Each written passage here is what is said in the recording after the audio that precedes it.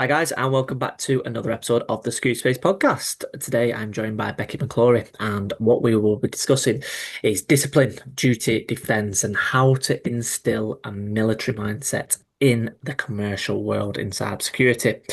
The reason for that being is that essentially the mindset and discipline and structure of a military life can obviously have a lot of benefit when moving over to the commercial world. Why? Because a high performance culture is needed across both environments. So, as threats escalate and teams grow under pressure, we ask what can civilian cyber teams actually learn from the armed forces and how can we actually implement that without becoming too rigid or hierarchical? Before we get into it, Becky, are you okay just to give the audience a little bit of an introduction to yourself, if that's okay? Yeah, of course. Yeah. So say I'm Becky. I'm head of security and compliance at Mypinpad. Mypinpad predominantly sort of works with payment software. So we can turn everyday sort of consumer devices into secure, certified payment and authentication tools without the need for any sort of extra hardware. So I've been here. It'll be about 2 years December coming.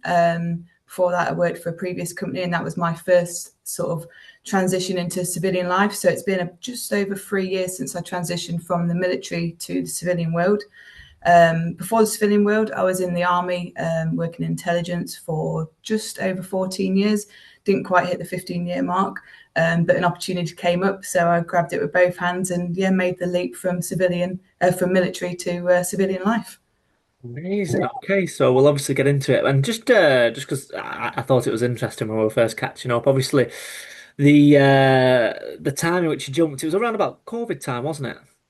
Yeah, it was. Yeah, I'd been off work with one of my children who'd got COVID at the time. Wasn't particularly looking to leave the military.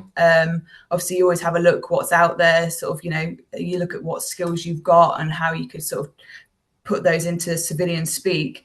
So yeah, I was just sort of having a look while sort of caring for my child.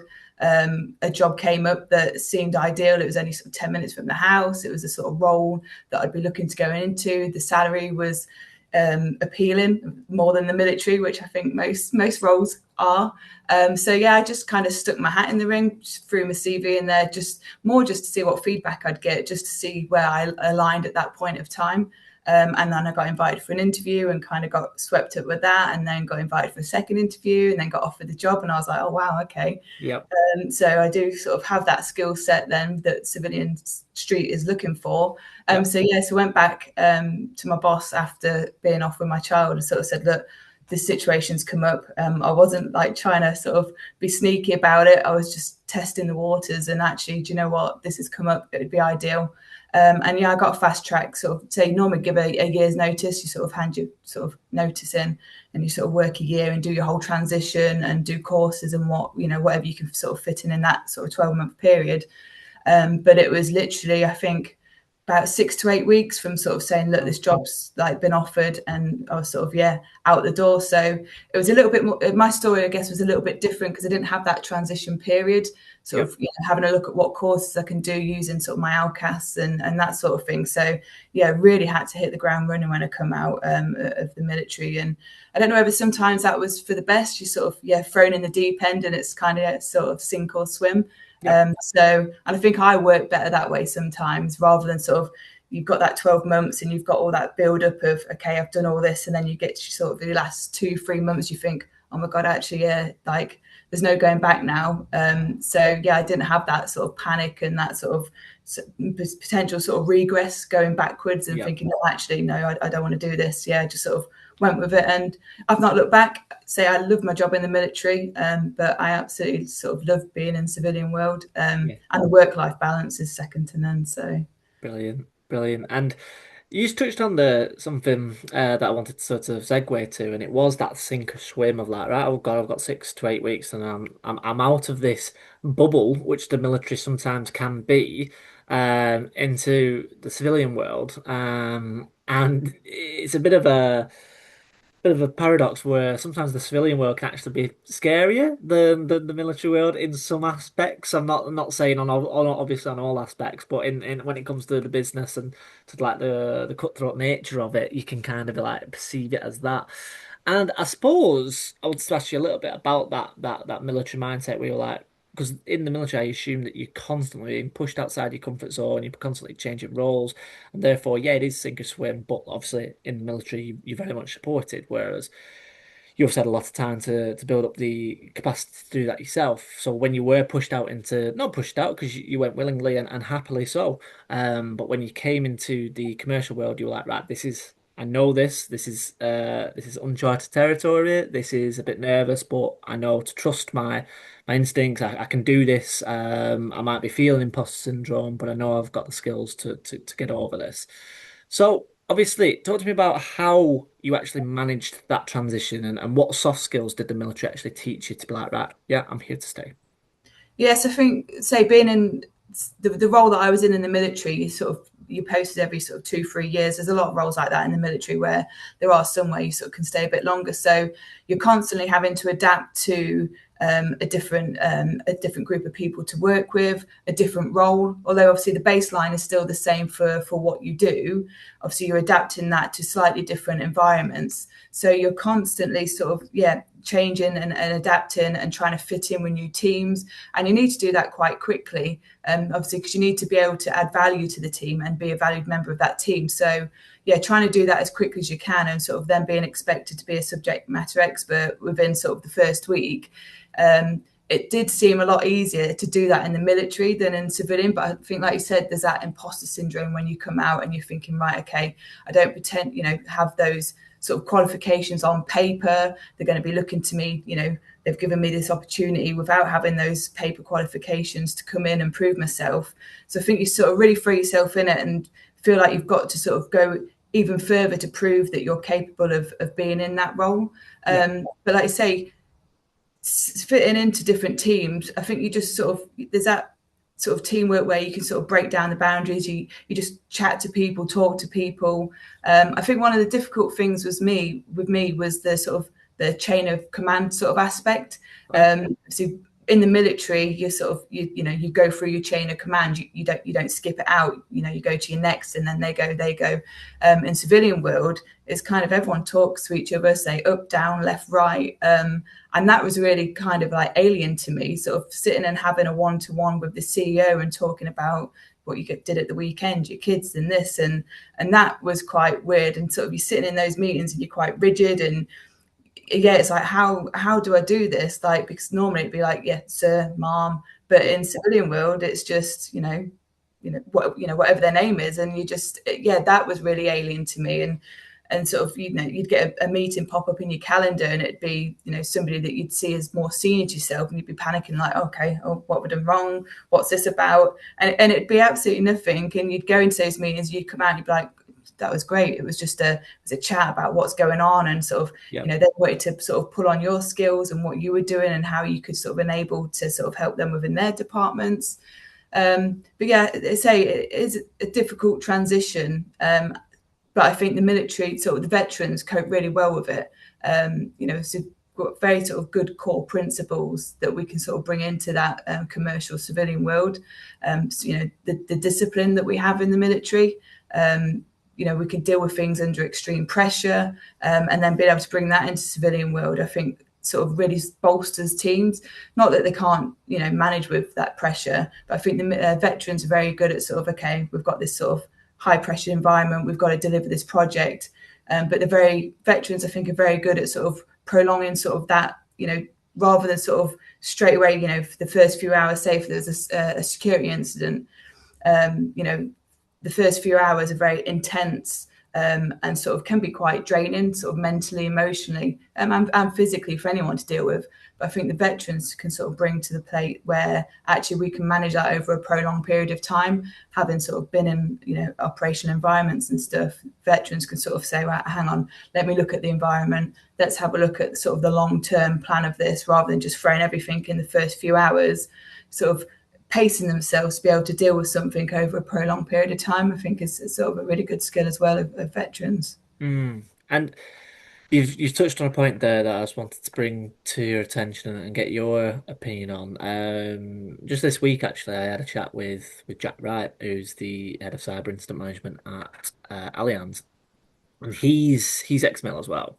And he mentioned that the leadership skills that you get from the military kind of I might be quoting him wrong here, so if I do, I apologize. It's only because I'm quoting it. But he sort of said that the leadership skills sort of supersede that of those in the commercial world because those in the military world have been in sort of like real like life or death situations. Whereas in the commercial world, it's like you can have serious situations, but it's never going to be life or death. So therefore, just the thought process and the resilience of how you respond to tasks will always just have that level above. He's not saying that you can't have, we were kind of touching on the difference between management and leadership, but he was just saying that those in the military just have that nth, that X factor of being able to respond to situations like that. What's your thoughts on that, Becky? Do you agree, disagree, or what's your take? Yeah, I'd say I'd agree with that. Say in the military, you train for the worst case scenarios, to the point where your responses to scenarios become sort of instinctive. It's really sort of drummed into you, sort of really hammered into you. You do a lot of exercises, a lot of training, and obviously the leadership. Whether that's sort of filtering down or you're filtering that up. Yeah, it's very much so. And I think cyber teams in sort of the commercial world sort of adopt that same approach, but not to a lesser extent, but probably not as like you say, the military sort of way is like, right, okay, yeah, worst case, it's life and death, where obviously, yeah, it's not in the commercial world. But I think, yeah, veterans can sort of bring that to them where obviously we need to sort of probably lessen the sort of yeah, I don't know what the word is I'm looking for it really, but sort of yeah, gosh, what word am I looking for? Just that heightened response where it's kind of like, right, oh my God, right, we've got this, right, let's break this down. How are we going to deal with it? Let's look at sort of the environment and everything else that's having an impact on this. But yeah, I think cyber teams can learn a lot from the veterans on that and bring that in. So where it comes to sort of your regular sort of red and blue team exercises, obviously we do those an awful lot in the military, and being able to bring that skill set out into the commercial world, I think is vital. Being able to sort of be sort of realistic with breach simulations, as such. Again, it's not as if it's a game in the sort of commercial world, but I think with having that life or death sort of situation, with veterans are very good at switching, sort of flicking a switch to, although it may be role play, coming across as if, actually we're pretending this is a real life scenario here. Mm. So that's, able to put the importance in on it. So while you're sort of doing that red or blue teaming, there's that importance there. And that comes across to the teams where it takes off sort of I guess the stigma of, or sort of okay, this is a bit of a game, we don't need to take this very seriously. We could sort of change that mindset to a point where we're not scaring people, but we want people to take this seriously, because the better you exercise these sort of situations, the better prepared a business is. So I think, yeah, that life or death sort of situation that the veterans are used to dealing with, we can bring that in, and sort of, yeah, better prepare the cyber teams to be able to deal with incidents, without, yeah, sort of scaring the business too much, but allowing them to sort of see the seriousness of potential environments. Yeah. So yeah, it's not, yeah, so sort of that sort of environment. It's not about just sort of ticking a box. It's about, being able to improve the teams and seeing that measurable improvement. So you can actually see after these exercises, you can see your commercial team. You Yep. can see that, you can see the growth from those exercises. And I think, yeah, veterans, we always sort of pull back to that. I don't think you can ever get rid of sort of that part of you, being a veteran. And I think sometimes it's good for us to be able to slip back into that mindset a little bit, and it always eases that transition, because I think you're always transitioning from when you're coming from the military to the commercial world. I don't think that transition ever ends. There's always something that you're going to come across that's different, or a team does something differently, or somebody reacts differently. So I think being able to sort of fall back into that sort of way of processing things is a great way for us to sort of transition into those sort of experiences and exercises and sort of, yeah, projects within the commercial world. Yeah. No, absolutely. I couldn't agree more. And I just wanted to sort of pick your brain a little bit on when leaving the military. there is often a little bit of a vacuum in the sense of like it sometimes can be quite hard to get that first role actually in the commercial world. Um, I would say that your experience is a little bit of an anomaly. I don't, it's not always an easy transition of A to B. A lot of times people have to pick up contracts or they have to pick up like maybe a role that they might have done like yourself like 14 years and then have to go in at like a cybersecurity analyst position or something like that. It happens quite a lot, and I just want to know, like, why do you think that is? Why do you think that there isn't a clear parallel between the two worlds? Yeah, I think probably some of that's down to veterans not bigging themselves up enough, Okay. and maybe not potentially understanding the skill sets that they've got to actually bring to civilian world. I think we talk ourselves down a lot, Yeah. because you don't want to come across like you're being a bit big-headed, and you don't want to sort of talk yourself up too much, because then you're worried about, okay, well, if I talk myself up, am I going to then have a massive sort of reality sort of check if I get this role? So I think some of it is like actually having that confidence with yourself and your skill set, because I've come across people, and I think, not talking down sort of male sort of veterans, but I think female veterans suffer a little bit more with this. With sort of, I think men are a bit more confident with sort of shouting about their skills and Yeah. putting themselves out there a little bit more. But I think it's also sort of a lot of the job specs that you read. If For me, if I didn't tick every box on that job spec, I was like, oh, obviously I'm no good for that. I can't do that job.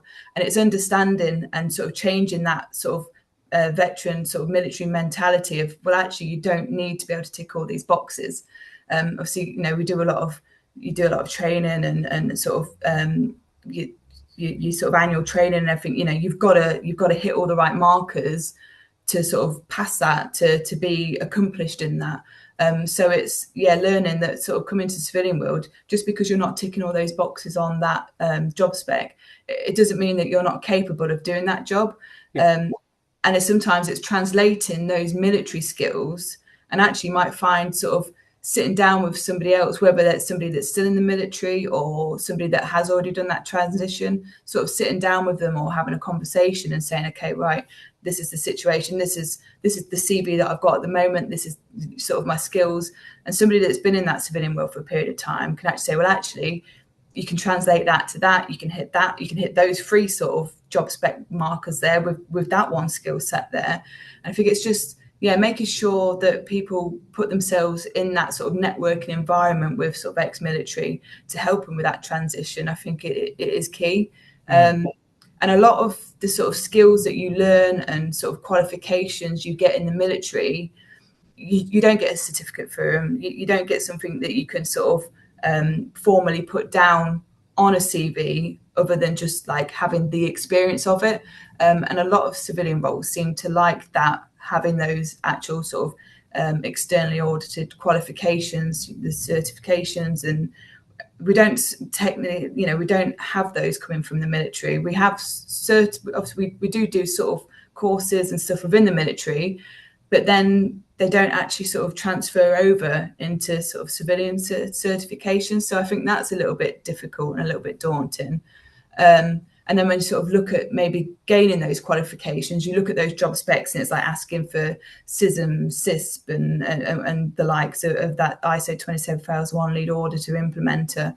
You look at those courses and you read the spec of those courses, you think, well, I can do all that. I'm doing that. I just don't have that qualification. So you think, right, well, if I'm already doing that, I'll just go and put myself through the exam. And then you look at the cost and you think, oh, it's like, that's a lot of money. And people don't always have that sort of lot of cash sort of set to the side. And also, like I say, transitioning, you like to keep yourself, a little bit of a backup, because if you can't find a role that suits or doesn't sort of pay what you need to have that reserve just to sort of back you up while you're still doing that sort of transition. And spending that on these courses that cost an absolute fortune is just not something you want to do at that time. And where, the military do give you sort of the LCAS quota. Obviously, it depends how long you've served as to what sort of level of that you get.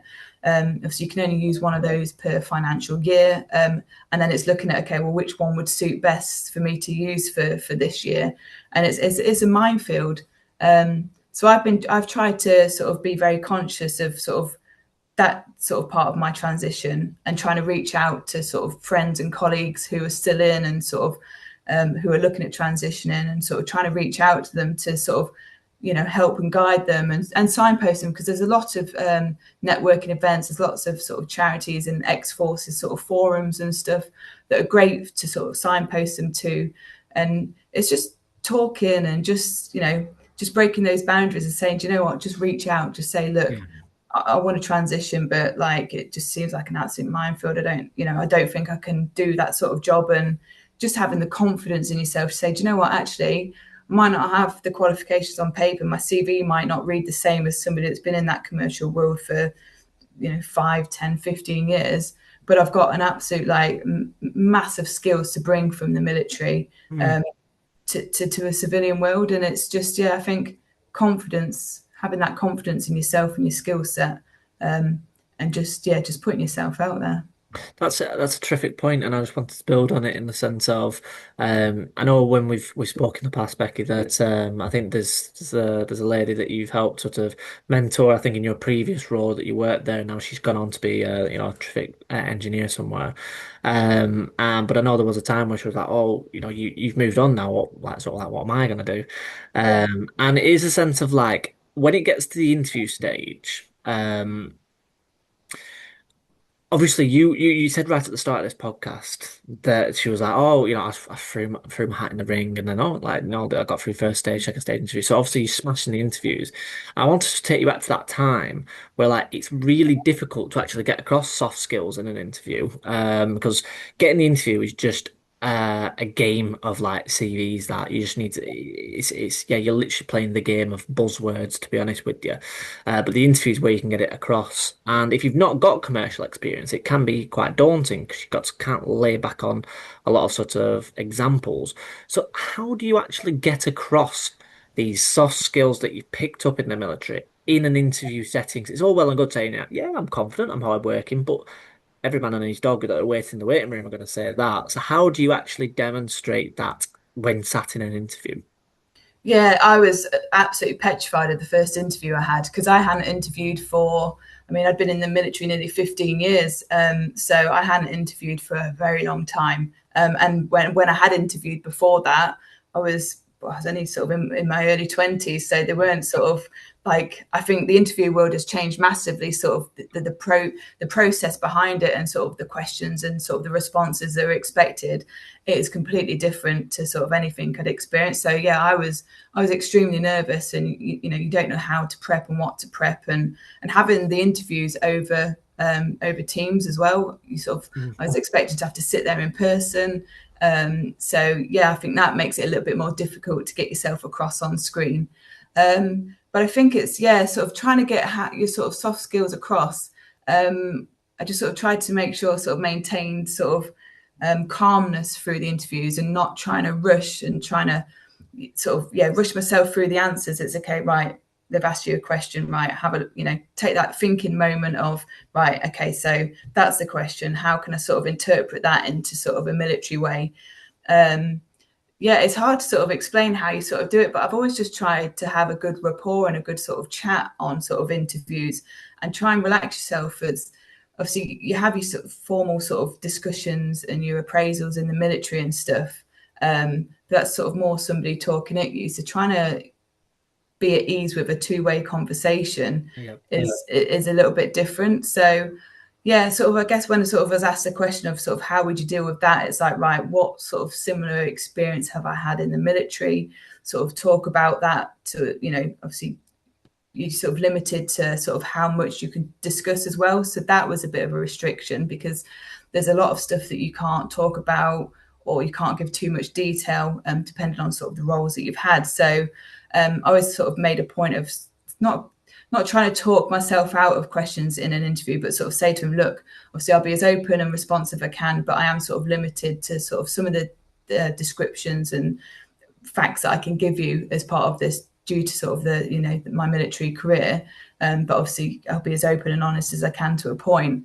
So yeah, it's just like, right, well, okay, so how did I do that in the military environment? Okay, let me sort of break that down and then sort of, give my response of, well, in the military, this is how I dealt with this, and then this is how I feel that would then sort of how I could deal with that in the civilian world. But again, then sort of some of the acronyms we use in the military, I was very mindful of that. And so you'd see like a few sort of like, raised eyebrows if say like, what's that? So it's like, remembering to break down those acronyms, because something in military speak, the acronym's something completely different in the commercial world. And I'd sort of say when I was in that first role, and I'd be in meetings and stuff, and they'd be like coming out with these acronyms. I was like, oh yeah, I know what that means. Yeah. And then they'd say, and I'd be like, no, that's completely different. So yeah, for the first while, I was very sort of ferociously taking notes throughout any meetings and stuff. And even in the interviews, I'd be taking notes down of stuff that they'd mentioned. I'd be like, right, I need to find out what that means. I need to understand what that is. And because it's completely different to sort of the military. And I was also very mindful of sort of how I spoke as well. Because in the military, you just say how it is. You say, there's no sort of airs and graces, I guess. Obviously, unless you're speaking to sort of, your chain of command, and obviously then you sort of watch your P's and Q's and stuff. But with your team and stuff, it's because you're like family, you sort of those boundaries and stuff, whilst they're sort of like, sort of invisible boundaries as such. So, you're having the chats with people and you're just talking as if, that they're a member of your family. So being mindful of that sort of in interviews and stuff, and like, okay, right, yeah, I need to, maintain that decorum and not slip into that sort of as if you're speaking with a friend and stuff. But I actually think some of that was quite engaging in an interview, and a lot of the interviewers quite liked the fact that it's not that you were relaxed. I think it came across that you were comfortable, and not so sort of rigid and, as formal as maybe as some sort of civilians would be on those interviews. Yes. I think, you're in different situations with people in the military, and you have to adapt very quickly to situations, and you have to trust people very quickly. Say you move from team to team and you're in different environments, you're doing different jobs, and like I say, some of those situations are life and death. So you've got to be able to trust people very quickly, and say have that sort of real close relationship with people, where you can speak freely and get across what it is you need to get across in the shortest amount of time. So I think veterans are very good at that, sort of being short and concise and not fluffing things up. It's not pink and fluffy. You need to get across what you need to get across as quickly as you can, to make sure that you can achieve that objective and deliver that mission. So I think in sort of interview skills, without even knowing it, veterans are going to be very good at that, because like I say, you don't beat around the bush. You just get into it, and you're open and honest, and well, yeah, this is how I deal with that. No, no pink fluffiness. It's just, No technical jargon tied behind now, absolutely. yeah. And that pretty much brings me to my final question more than anything, Becky. It's absolutely flown by. And essentially, what is, after everything we've sort of said, what is the one thing that the commercial world could probably learn from the military world when it comes to obviously approaching cybersecurity, whether that be the personnel or the frameworks, the methodologies, the ways in which you work? What's the one thing the commercial world can learn from the military world? Gosh, you got me on that one. Do you know what? There's so much that the commercial world can learn from sort of veterans. You could flip it on its head. What's one thing that you've actually learned from the commercial side where you're like, oh, do you know what? These guys have actually, we should implement that actually back in the military mindset of like maybe the cross-pollination between teams or whatever it might be. Yeah, what do you think, Becky? Yeah, so I think, yeah, so myself coming from sort of an intelligent role, bringing that into cyber. So straight away, we're very analytical. So used to handling sensitive information. I think being able to handle high stress situations under pressure without losing sight of the end goal, I think I find that's really sort of key. I'm not very, I don't, I'm not very flappable. I think being a single mum with three kids as well, and sort of being in the military, having so much thrown at you, I think veterans are very good at, you can just keep throwing stuff at us and we'll sort of take stock of it and be like, right, I've got this, got that, right. What's the main objective here? What do I need to do to deliver this? And being able to work out, okay, well, I've been given all these tasks, and just because that's the first task I've been given doesn't mean that's the one that I need to deliver first. Yeah. Let me take a look at, what I've been given, and actually which of these objectives is the one that actually is more pertinent to the business. I think veterans are very good at that, being able to take a list of sort of objectives or tasks that are given and being able to break them down and think, right, well, which one's going to bring the most to the business right now, and then focus on that, but actually still whilst delivering on everything else. I think we're very good at multitasking. And I would say that not putting down the work ethic of my sort of civilian counterparts at all. But I would say veterans are very good at delivering in a timely manner, because we're so used to having to deliver in sort of, you get given a task and you have to deliver that task. And the sooner you deliver that task, the better. So I think from my experience so far in the civilian world, I've been very good at sort of getting on with something and delivering it right now. Right, what do I need to focus on next? So I think, learning about how to focus without flapping. Yeah, brilliant. Absolutely. Becky, thank you very much for coming on the Security Space podcast. If anybody has any questions for what Becky has raised today, or would just like some advice, maybe you're a military leaver yourself, or maybe just you might have no ex-mil experience and you just like the way that Becky approaches things and her mindset towards her day-to-day management of tasks and how she responds to cyber incidents, then I'll be sure to put all Becky and Mypinpad's information down below.